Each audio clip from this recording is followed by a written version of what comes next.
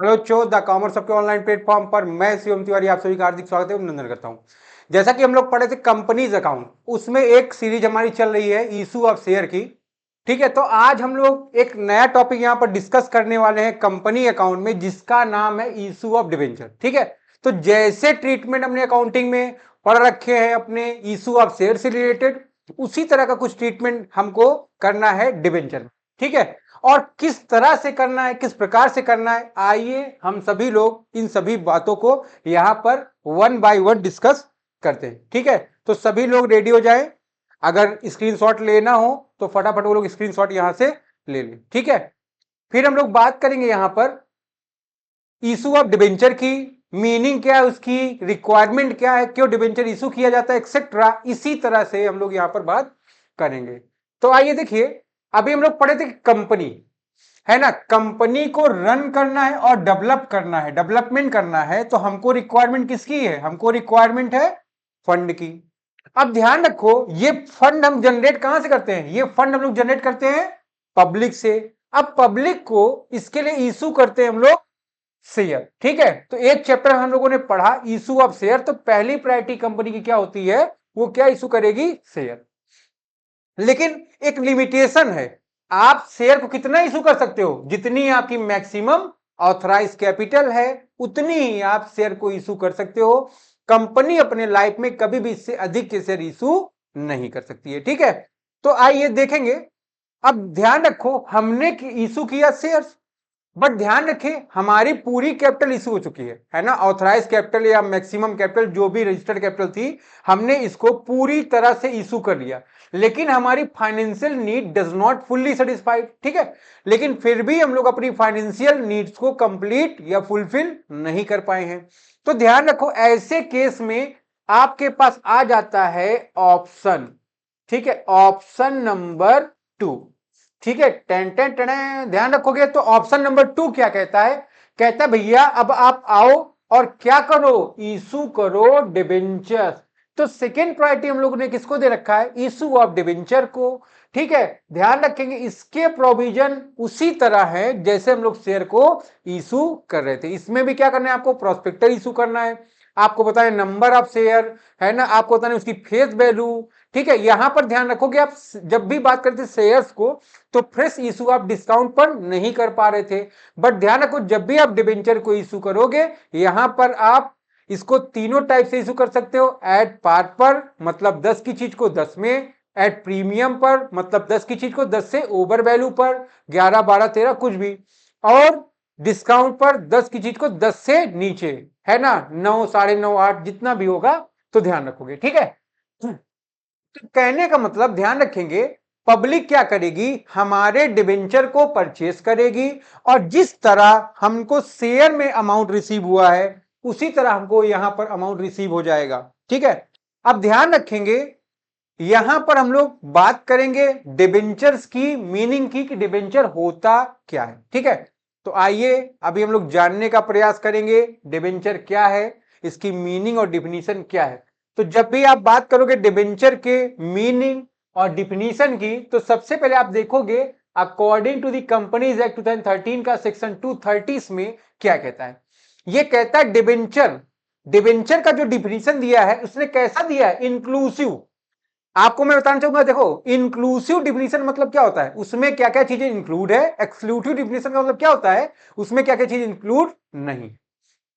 तो यहां पर डिबेंचर में इंक्लूड है डिबेंचर स्टॉक, डिबेंचर में इंक्लूड है आपका बॉन्ड और एनी अदर सिक्योरिटीज जो आप इस पर्पज से लेते हो, जिनका मेन एम क्या है, लोन के रूप में कंपनी को फंड को प्रोवाइड करना। ठीक है, देखोगे तो debenture include debenture stock, bond, any other securities of a company, company की कोई भी सिक्योरिटीज डिबेंचर में इंक्लूड है, चाहे वो डिबेंचर स्टॉक हो, चाहे बॉन्ड हो, चाहे इस तरह की कोई और भी सिक्योरिटीज हो।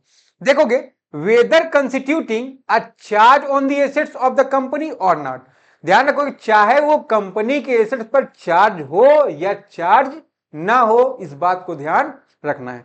तो जैसे ही बेटा बात होती चार्ज की, आइए हम लोग आपको यहां बताते हैं what is mean by charge. तो सभी लोग चार्ज के बारे में जानने का प्रयास करेंगे। इसके लिए क्या करिए, आप इसको आराम से पहले लिखने का प्रयास करिए, सभी लोग इसको लिखिए।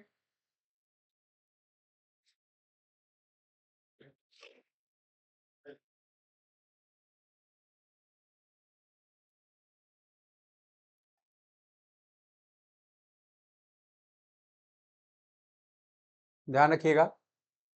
लिखिए पहले फिक्स चार्ज क्या होता है। It means charge against the particular assets. ध्यान रखो यहां मिस्टर प्रिंस है, ठीक है, और ये मिस्टर ऋतुराज, ठीक। 5 लाख रुपए लोन लिया है मिस्टर प्रिंस ने, ठीक है, मिस्टर प्रिंस से लिया मिस्टर ऋतुराज, और इन्होंने प्लेज कर दिया, मतलब गिरवी रख दिया है ना। जैसे अगर आप किसी के पास से सामान ले रहे हो तो उसको एश्योरिटी दो कि आप उसका पैसा लेके भागोगे नहीं। एश्योरिटी कैसे दे रहे हो, आप उसके पास अपना क्या छोड़ दिए, ट्रैक्टर, ठीक है। अब ध्यान रखो अगर ऋतुराज नॉन पेमेंट करता है लोन का, मतलब लोन का पेमेंट नहीं करता है, तो ध्यान रखिए यहां पर प्रिंस क्या बेच सकता है, प्रिंस बेच सकता है केवल ट्रैक्टर।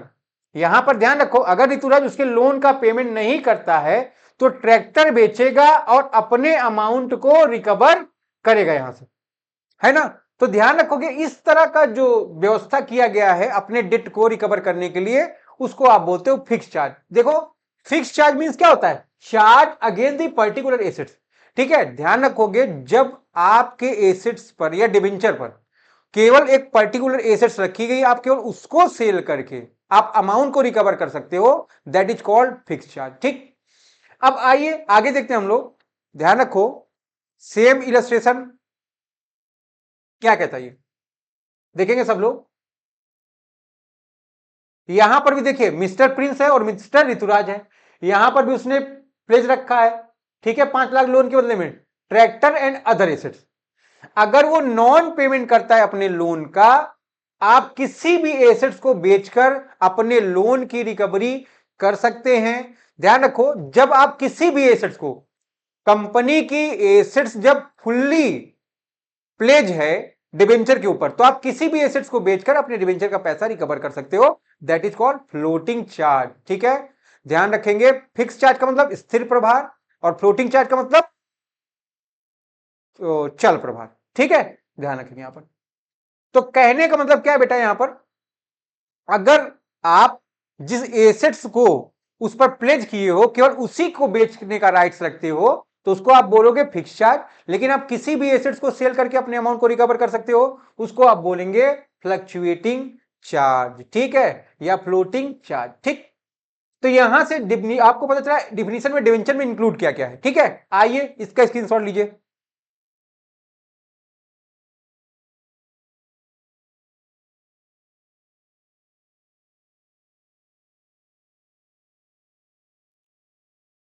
आइए आगे देखिए।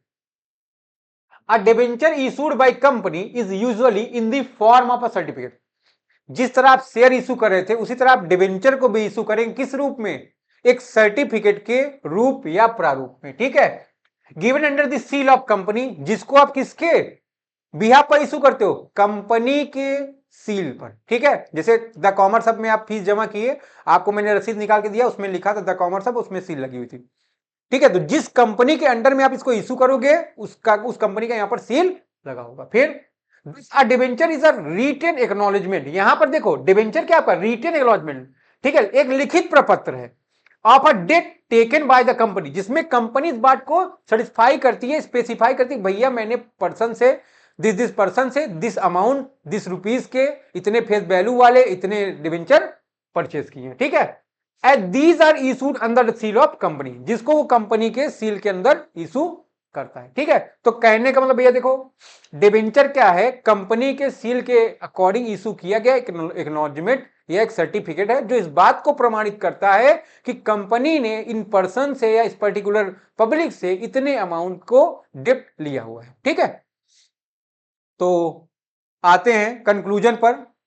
एक यहां पर भी डिबेंचर का डिफिनीशन है, इसको भी आप स्क्रीनशॉट के रूप में कवर कर लीजिए।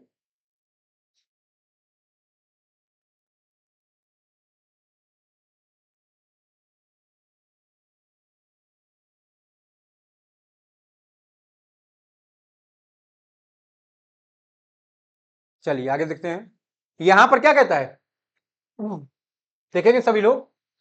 अ debenture certificate contains the term of the repayment of, debenture क्या एक सर्टिफिकेट है, contain means the term of repayment of principal sum, जिसमें लिखा होता है उन सभी टर्म्स एंड कंडीशन को लिखा गया होता है जिस पर आप उस डिबेंचर का रीपेमेंट करोगे फ्यूचर डेट पर, at a specified date and the term of payment of interest at a fix percent. अब उस पर जो डिबेंचर का रेट दिया होता है वो क्या है, आपका फिक्स होता है। ठीक है, तो ध्यान रखोगे, सबका कंक्लूजन क्या निकल के आया भैया, डिबेंचर क्या है, एक एक्नॉलेजमेंट है जो अंडर कंपनी सील इशू करती है।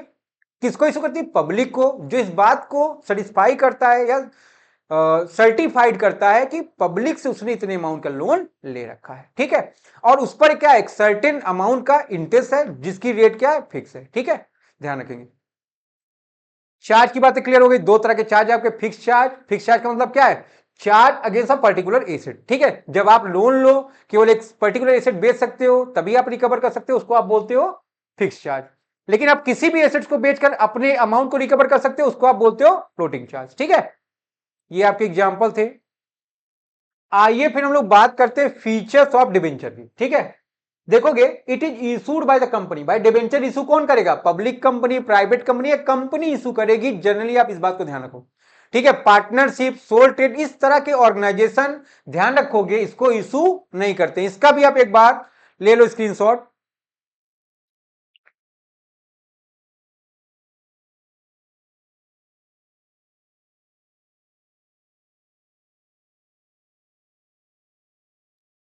इट इज अ एक्नॉलेजमेंट और सर्टिफिकेट। ये क्या है, एक ऐसा सर्टिफिकेट है जो इस बात को सर्टिफाइड करता है कि कंपनी ने पब्लिक से इतने रुपए के इतने अमाउंट लोन ले रखे और इतने समय के बाद उसका रीपेमेंट करेगा। ठीक है, उसकी फेस वैल्यू क्या, उसकी पार वैल्यू क्या, ये सारी मार्केट वैल्यू सब यहां पर आप डिसाइड करोगे। It issued the under the common seal. ये क्या है, कंपनी की सार्वमुद्रा। कॉमन सील मीन हिंदी वाले बच्चे सार्वमुद्रा ध्यान रखोगे। ठीक है ना, कंपनी के नेम फेम कॉमन सील। ठीक है, उसके अंतर्गत ये इशू किया जाता है। मेच्योरिटी पीरियड की यहां पर देखो बात कर रहा है। देखो कि मैक्सिमम जो पीरियड है आप डिबेंचर को इशू कर सकते हो वो 10 है। लेकिन ऐसी कंपनी है जो किसमें इंगेज है, इंफ्रास्ट्रक्चर के प्रोजेक्ट्स में। अगर आप देखें आजकल नहरें, डैम, पुल, रोड है ना, कम्युनिकेशन का, बैंकिंग का सारा फैसिलिटी गवर्नमेंट प्रोवाइड करती है। इस तरह के अगर प्रोजेक्ट में आप इन्वॉल्व हो, आपका जो टाइम है 10 साल की जगह कितना है, 30 साल है। ठीक है, यहां से आपसे एमसीक्यूज भी पूछा जा सकता है, इसको आप जरूर ध्यान रखेंगे। एक्नॉलेजमेंट है, सर्टिफिकेट है, यहां से भी ध्यान रखो, एमसीक्यूज बार बार पूछा है, इसको आप क्लियरिफाई कर लोगे। Specified rate of interest that is coupon rate. यहां पर देखो एक specified specific rate of interest होता है। ठीक है, जिसको आप कूपन रेट के नाम से भी जानते हो। बॉन्ड की जब बात करते हो यहां पर तो ध्यान रखना उसको आप कूपन रेट कहते हो। जैसे डिबेंचर बॉन्ड भी उसी तरह अभी हम लोग डिस्कस करेंगे आराम से, आपको घबराने की कोई बात नहीं। फिर जो आप इंटरेस्ट का पेमेंट करते हो, हाफ ईयरली पेमेंट करते हो।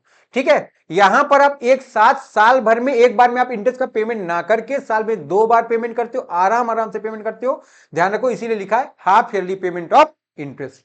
फिर a debenture is generally secured by charge on the assets of the company. हमने अभी चैप्टर पढ़ा था शेयर का, तो शेयर में हमने पढ़ा था कि जो शेयर कैपिटल थी, आप शेयर को फॉरफिट कर सकते हो on the non payment of the amount which is due at a particular date. ध्यान रखोगे जब कंपनी की जो शेयर है उस पर अमाउंट ड्यू हो रहा है, आप उसका पेमेंट नहीं कर रहे हो, तो कंपनी उस शेयर को फॉरफिट कर ले रही थी। बट आप ध्यान रखेंगे अगर डिबेंचर का पेमेंट नहीं होता है तो आप इसको फॉरफिट नहीं कर सकते हो। कंपनी की एसेट्स को बेचो, अपने लोन को रीपेमेंट करो और निकलो वहां से। ठीक है, फिर लास्ट बात है पॉइंट नंबर 8 आपका, ये कैसा फंड है, चाहे वो शेयर कैपिटल हो, चाहे वो डिबेंचर हो, चाहे बॉन्ड हो, तीनों आपके लॉन्ग टर्म फंड है। इतनी बात को आपको ध्यान रखना है। ठीक है, तो ये हो गया हमारा कैरेक्टरिस्टिक्स। ठीक, आइए फिर हम लोग बात करते हैं यहां पर कि बॉन्ड क्या होता है बेटा। ठीक है, चलिए सभी लोग देखेंगे बॉन्ड्स के बारे में, यहां पर हम जानेंगे। इसका भी स्क्रीनशॉट अगर आप चाहो ले सकते हो। देखो, the bonds has been issued by the government. Generally देखोगे जब भी आप बात करेंगे बॉन्ड्स की तो इसको कौन इशू करता है, गवर्नमेंट इशू करती है। ठीक, but nowadays these are also being issued by various semi government and non government organization। लेकिन प्रेजेंट टाइम मॉडर्नाइजेशन का युग चल रहा है ना, तो यहां पर बिजनेस को क्या है, प्रसार करना है, बढ़ाना है, एक्सटेंड करना है। ठीक है ना, एक्सपेंड करना है। ठीक, तो ध्यान रखो कि ऐसे केस में गवर्नमेंट ने क्या बोल दिया, भैया अगर तुम सेमी गवर्नमेंट हो, अगर तुम नॉन गवर्नमेंट ऑर्गेनाइजेशन हो, तो तुम भी लो बॉन्ड इशू कर लो। ठीक है, फिर main difference between debenture and bond is with the respect to the rate of interest. यहां पर देखो जो भी डिफरेंस है वो बेटा किसको लेके है, बॉन्ड्स और डिबेंचर में, ध्यान रखोगे इंटरेस्ट रेट को है। जब आप बात करते हो डिबेंचर्स की, उसके इंटरेस्ट रेट को आप बोलते हो इंटरेस्ट रेट, बट जब भी बॉन्ड्स के इंटरेस्ट की आप बात करते हो उसको बोलते हैं आप कूपन रेट। क्लियरिफाई हो रहा है आपको, ध्यान रखोगे, ठीक है। तो कहने का मतलब देखोगे यहां पर जो डिफरेंस है डिबेंचर पर और बॉन्ड पर रेट ऑफ इंटरेस्ट का है। Bonds are issued without predetermined rate of interest. जब आप बॉन्ड्स इशू करते हैं उस पर रेट ऑफ इंटरेस्ट पहले से डिटरमाइन नहीं होता है, बट ध्यान रखो जब आप डिबेंचर को इशू करते हो तो उस पर rate of interest predetermined होता है, ठीक है। As in the case of deep discount bond और zero coupon bond it is issued price heavy discount. अब देखो कह रहा है कि अगर आपके डीप डिस्काउंट बॉन्ड है या जीरो कूपन बॉन्ड है, इसको जब इशू किया जाता है तो उस पर क्या है, आपका हैवी डिस्काउंट होता है, ठीक है। यहां पर इंटरेस्ट का सिस्टम ना होकर हैवी डिस्काउंट जो होता है उसी को आप डिस्काउंट की मान लेते हो, ठीक है। और यही आप पब्लिक के लिए फायदा हो जाता है, ठीक। आइए इसके बाद हम लोग बात करेंगे अब टाइप्स ऑफ डिबेंचर की, ठीक है। तो सभी लोग इस डायग्राम का स्क्रीनशॉट ले लेंगे, ठीक। आइए इसी के साथ हम लोग आते हैं टाइप्स या क्लासिफिकेशन ऑफ डिबेंचर में। बात करते हैं पहला सिक्योर्ड और मॉर्टगेज डिबेंचर की। ध्यान रखिए सिक्योर जैसा कि टर्म से ही क्लियर है, फुली सिक्योर्ड की बात कर रहा है, फुली सिक्योरिटीज की बात करता है, जहां पर लॉस की बातें नहीं हो रही, ठीक है। The debenture which are is secured either on particular assets जिसको आप फिक्स चार्ज के नाम से जानते हो और ऑल एसेट जिसको आप फ्लोटिंग चार्ज के नाम से जानते हो of the company is known as secured debenture. तो कहने का मतलब जब डिबेंचर इशू किया गया और उसके बदले में पूरी एसेट्स या कोई एसेट्स का पार्ट अगर आपने गिरवी के रूप में प्लेज के रूप में रखा हुआ है उसको आप बोलोगे सिक्योर्ड डिबेंचर। ऐसे डिबेंचर में क्या होता है, अगर आपको लगा कि सामने वाला हमारा पेमेंट नहीं करेगा आप तुरंत उसकी एसेट बेचो और अपने अमाउंट को रिकवर करो और अपने गली निकलो, ठीक है। फिर it is also classified first mortgage and second mortgage. अभी रिडेम्पशन वाले चैप्टर में हम लोग आएंगे तो वहां पर डिस्कस करेंगे फर्स्ट मॉर्टगेज क्या होता है, सेकेंड मॉर्टगेज क्या होता है, ठीक है। फिर अनसिक्योर्ड और नेट डिबेंचर की बात करते हैं। ऐसे डिबेंचर जिन डिबेंचरों पर किसी भी तरह की एसेट्स ना तो फुल्ली ना पार्शियली किसी भी तरह की सिक्योरिटी प्रोवाइड नहीं की जाती है, ध्यान रखोगे उस तरह के डिबेंचर को आप नाम देते हो अनसिक्योर्ड या नेट डिबेंचर, ठीक है। चलिए देखिए क्या लिखता है ये, these debenture are those which are not given any security by the company. जिस डिबेंचर में किसी भी तरह कोई सिक्योरिटी नहीं होती है उसको आप अनसिक्योर्ड डिबेंचर के नाम से जानते हो। This type of debenture holder are treated as unsecured creditor. इनको आप क्या ट्रीट करते हो, अनसिक्योर्ड क्रेडिटर के नाम से जानते हो या इनको अनसिक्योर्ड क्रेडिटर भी आप ट्रीट करते हैं। क्यों ट्रीट करते हो, क्योंकि कोई भी एसेट्स यहां पर प्लेस के रूप में नहीं रखी है, इनको लॉस होने का चांस हैवी होता है, ठीक। At the time of liquidation of company, कब भैया, कंपनी का जब लिक्विडेशन होता है इनको आप फर्स्ट प्रायोरिटी देते हैं, शेयर से पहले पैसा देते हो, ध्यान रखोगे, इसीलिए इनको आप क्रेडिटर्स के नाम से भी जानते हो। Unless otherwise state a debenture is presume to be secured. इसके बावजूद भी आप ध्यान रखोगे डिबेंचर को सिक्योर्ड मानते हो। क्यों मानते हो, क्योंकि कंपनी के लिक्विडेशन के बाद सबसे पहले आप इनका पेमेंट करते हो, उसके बाद आप प्रीफरेंस और इक्विटी शेयर का पेमेंट करते हो, क्योंकि शेयर होल्डरों से पहले इनका पेमेंट हो रहा है, इसीलिए इनको सिक्योर्ड के रूप में जाना जाता है, ठीक है।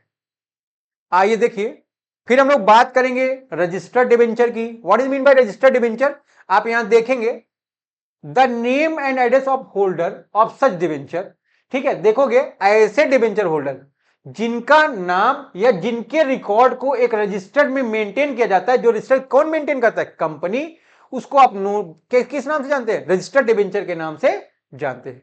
This type of debenture are not freely transferable. आप इनको आसानी से फ्रीली मतलब स्वतंत्रता पूर्वक ट्रांसफर नहीं कर सकते हो, ठीक है। इनके ट्रांसफर के लिए क्या करना पड़ेगा, आपको एक प्रॉपर डीड की रिक्वायरमेंट पड़ेगी, आपको एक प्रॉपर डीड बनवानी पड़ेगी जिसमें जैसे आप पूरा एग्रीमेंट करते हो उस तरह का पूरा आपको एक एग्रीमेंट मेंटेन करवाना पड़ेगा, है ना। और जो कि पूरा लॉ एंड ऑर्डर को मेंटेन करने के बाद होगा, इसीलिए आप इसको नाम दिए हो रजिस्टर्ड डिबेंचर। फिर principal amount and interest on such debenture is paid to the person whose name is given in the register. यहां पर देखो प्रिंसिपल अमाउंट और इंटरेस्ट का जो अमाउंट होता है केवल उसी पर्सन को दिया जाएगा जिसका नाम कहां लिखा गया होगा, उस डिबेंचर या कंपनी के रजिस्टर में लिखा गया होगा, ठीक है, ध्यान रखेंगे। आगे बढ़ेंगे हम लोग, इसके बाद आ जाएगा बियरर डिबेंचर। देखो बियरर नाम से, बियरर का मतलब क्या है, नोट जो हमारी होती है, बियरर डॉक्यूमेंट है या बियरर इंस्ट्रूमेंट है है ना। बियरर का मतलब जो डॉक्यूमेंट जिसके पास होगा उसका वही ओनर होगा। 500 रुपए गिरा, आप पा गए हो, उसके मालिक कौन है? आप। ठीक है, ध्यान रखेंगे। उसी तरह the name of holder of such debenture are not recorded in the register of the company. इस तरह के जो डिवेंचर होल्डर होते हैं उनके नाम को आप कंपनी के रजिस्टर में रिकॉर्ड नहीं करते हो। This debenture are transferable by mere delivery. इनको केवल आप सुपुर्द कर दिए, दूसरे के हाथ में दे दिए, ध्यान रखोगे, इसको आप ट्रांसफर ट्रीट कर लोगे, ध्यान रखिए इस बात को। Payment of interest and principal is made to bearer of such debenture. यहां पर आपका जो डिवेंचर का अमाउंट होगा और इंटरेस्ट का अमाउंट होगा उसी को पे किया जाएगा जिसके हाथ में डिवेंचर होंगे। ठीक है, आइए 5वें पॉइंट पर आते हैं हम लोग, रिडीमेबल डिवेंचर। आपको मैंने पढ़ा रखा है प्रेफरेंस शेयर में रिडीमेबल वर्ड का मतलब। रिडीमेबल का मतलब क्या है? Redeemable debenture are those debenture which will be repaid by company either in lump sum at the end of the specified period और इन्वेस्टमेंट।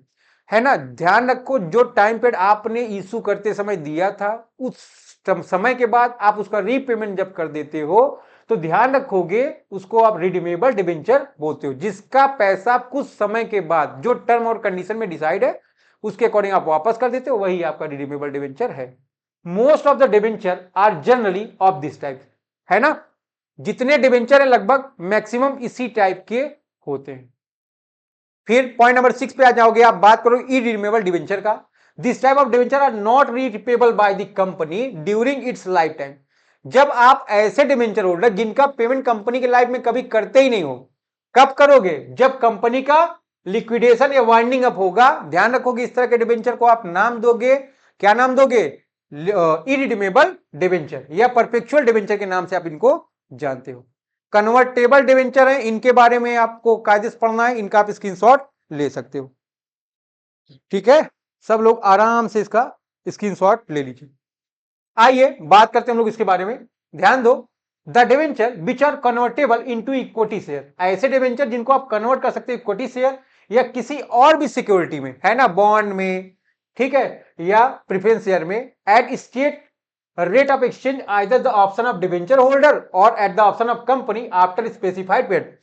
ध्यान रखो, जो टाइम पीरियड आपको डिसाइड करके उसमें बताया गया होगा उस समय के बाद, ठीक है, और जो टर्म कंडीशन लिखे होंगे एक्सचेंज के लिए, है ना, डिवेंचर होल्डर के ऑप्शन पर, उस ऑप्शन के दौरान। ठीक है, तो ध्यान रखो कि कन्वर्टेबल डिवेंचर मतलब क्या है? जिनको एक सर्टेन टाइम पीरियड के बाद आप इक्विटी में, प्रेफरेंस में और किसी भी डिवेंचर में आप कन्वर्ट कर सकते हो, उनको बोलते हो आप कन्वर्टेबल डिवेंचर।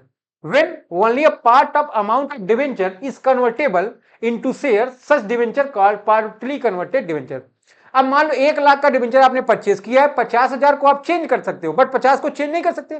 तो जिसको चेंज कर सकते हो उसको आप कन्वर्टेबल बोलोगे, जिसको आप चेंज नहीं कर सकते उसको आप नॉन कन्वर्टेबल डिवेंचर के नाम से जानेंगे। ठीक, फिर when full amount of debenture are convertible into the shares, such debenture are called fully convertible debenture।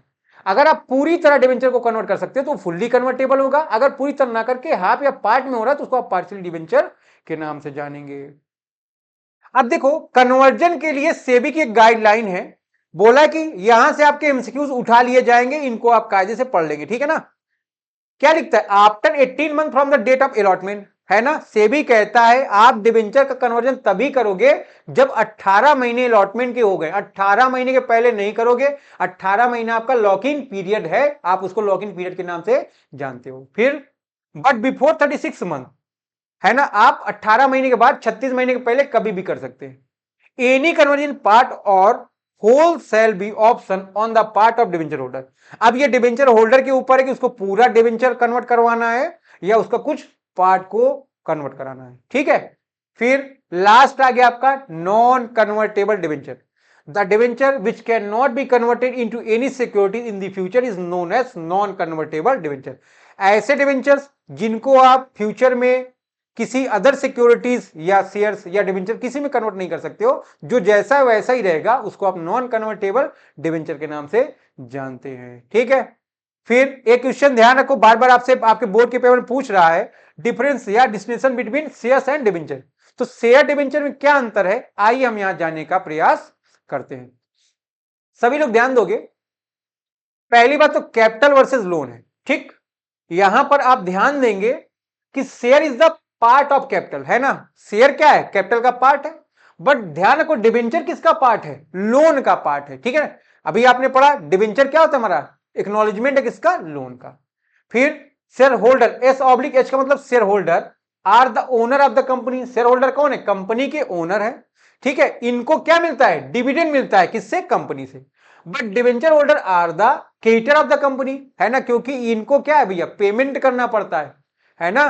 क्यों, क्योंकि इससे कंपनी ने क्या किया, लोन के रूप में लेके रखा है, ठीक है। और ध्यान रखो, ये जो इंटरेस्ट रिसीव करता है या इन्वेस्टमेंट का रिटर्न रिसीव करता है, उसको आपने नाम दिया इंटरेस्ट। तो शेयर होल्डरों को डिविडेंड मिलता है और डिवेंचर होल्डरों को क्या मिलता है, इंटरेस्ट, ठीक है।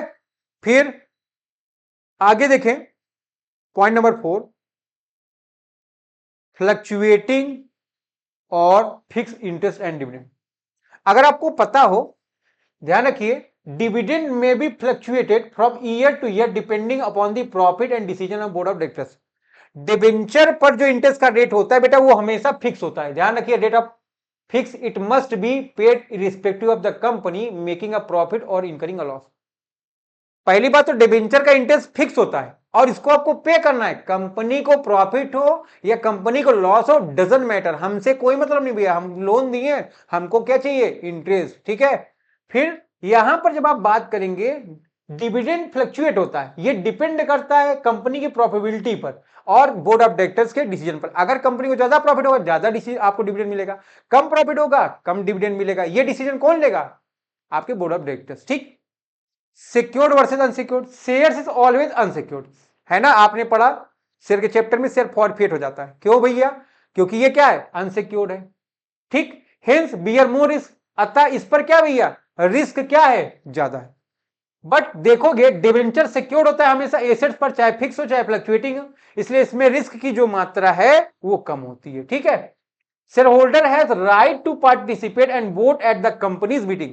शेयर होल्डर को ये राइट है, कंपनी के मीटिंग में बैठ सकता है, वोटिंग राइट से वोट दे सकता है, कंपनी डिसीजन को फ्लक्चुएट कर सकता है। बट ध्यान रखो, डिवेंचर होल्डर के पास ये सारी राइट नहीं है, ठीक है ना, क्योंकि भैया तुम कौन हो, क्रेडिटर हो, आओ पैसा लो और निकलो, ठीक है। आप हमारे कंपनी के इंटरनल अफेयर्स में कोई बात डिस्कस नहीं करेंगे। फिर अंडर सेक्शन 53 कहता है, companies act 2013 share can not be issued at discount. Fresh issue को आप डिस्काउंट पर इशू नहीं कर सकते हो, बट ध्यान रखिए डिबेंचर पर कोई रिस्ट्रिक्शन नहीं है, आप इसको डिस्काउंट पर इशू कर सकते हैं, ठीक है। ध्यान रखिए, लास्ट पॉइंट है हमारा, ठीक है, लास्ट पॉइंट देखेंगे, in case of winding up of the company, जब कंपनी का वाइंडिंग अप होगा, payment of share capital is made after the repayment of debenture. तो आप क्या करेंगे, डिबेंचर के पेमेंट के बाद शेयर का पेमेंट करेंगे, चाहे प्रीफरेंस हो चाहे इक्विटी हो, ठीक। लेकिन अगर वाइंडिंग अप हो रहा है कंपनी का, तो डिबेंचर का पेमेंट कब करेंगे, before the payment of share capital, ठीक है। तो ध्यान रखोगे, ये 8 पॉइंट है हमारे, ठीक है। लास्ट पॉइंट क्या कह रहा है, कंपनी का जब वाइंडिंग अप होगा, शेयर कैपिटल आप डिबेंचर के बाद वापस करोगे और डिबेंचर का पैसा पहले पे करेंगे, ठीक है। तो ध्यान रखोगे, आज की जो हमारी क्लास हुई है उसमें ये सभी टॉपिक आप एक बार पढ़ लेंगे। आज की बात हमारी यहीं तक की है ना। आप हमारे क्लास को ज्यादा से ज्यादा लाइक, सब्सक्राइब, शेयर करें और हमारे इंस्टा को फॉलो करें, द कॉमर्स हब। और ध्यान रखिए, आप हमारे टेलीग्राम के चैनल को फॉलो करिए और आप अपने प्यारे प्यारे नोट्स को वहां से रिसीव करिए। तब तक ले टाटा।